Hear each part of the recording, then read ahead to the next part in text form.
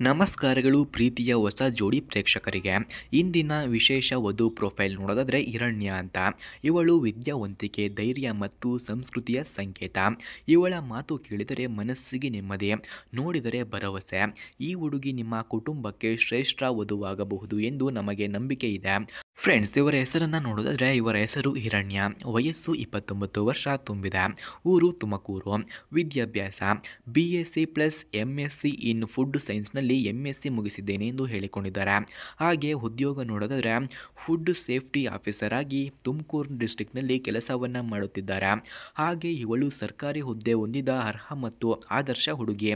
ಒಬ್ಬ ಪ್ರಾಮಾಣಿಕ ಅಧಿಕಾರಿ ಎಂಬ ಹೆಗ್ಗಳಿಕೆಯೊಂದಿಗೆ ಸತತ ಸೇವೆಯಲ್ಲಿ ನಿರತರಾಗಿದ್ದಾರೆ.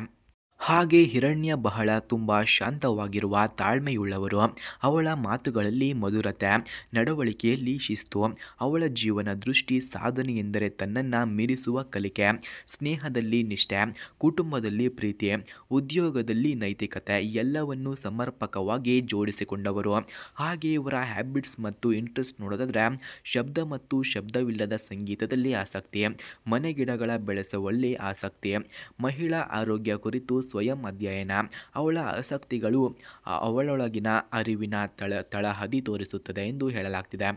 ಹಾಗೆ ಅವಳಿಗೆ ಮ್ಯಾಚ್ ಆಗುವ ಹೊರ ಹುಡುಕಲಾಗ್ತಿದೆ. ಇಂತಹ ಪ್ರೊಫೈಲ್ ನೋಡಿದ ಮೇಲೆ ನೀವು ಯಾರನ್ನಾದರೂ ರೆಕಮೆಂಡೇಶನ್ ಮಾಡಬಹುದು. ಹಾಗೆ ಇವರ ವಿವರಗಳು ಮತ್ತು ಸಂಪರ್ಕ ಸಂಖ್ಯೆಯು ನಿಮಗೆ ಬೇಕಾಗಿದ್ದರೆ ಮೊದಲು ನಮ್ಮ ಚಾನಲನ್ನು ಸಬ್ಸ್ಕ್ರೈಬ್ ಮಾಡಿಕೊಳ್ಳಿ. ಆ ನಂತರ ಜಾಯಿನ್ ಎಂಬ ಬಟನ್ ಕಾಣಿಸುತ್ತದೆ. ಜಾಯಿನ್ ಬಟನ್ ಮೇಲೆ ಕ್ಲಿಕ್ ಮಾಡಿ ನಮ್ಮ ಮೆಂಬರ್ಶಿಪ್ಗೆ ಜಾಯಿನ್ ಆದರೆ ಇವರ ಸಂಪರ್ಕ ಸಂಖ್ಯೆಯು ಹಾಗೂ ಇವರಿಗೆ ಬೇಕಾದಂತಹ ಎಲ್ಲ ವಿವರಗಳು ಲಭ್ಯವಿದೆ. ಹಾಗೆ ಹಿರಣ್ಯ ಪ್ರೊಫೈಲ್ಗಾಗಿ ಒಳ್ಳೆಯ ಕಲೆಕ್ಷನ್ ಬೇಕಿದೆ.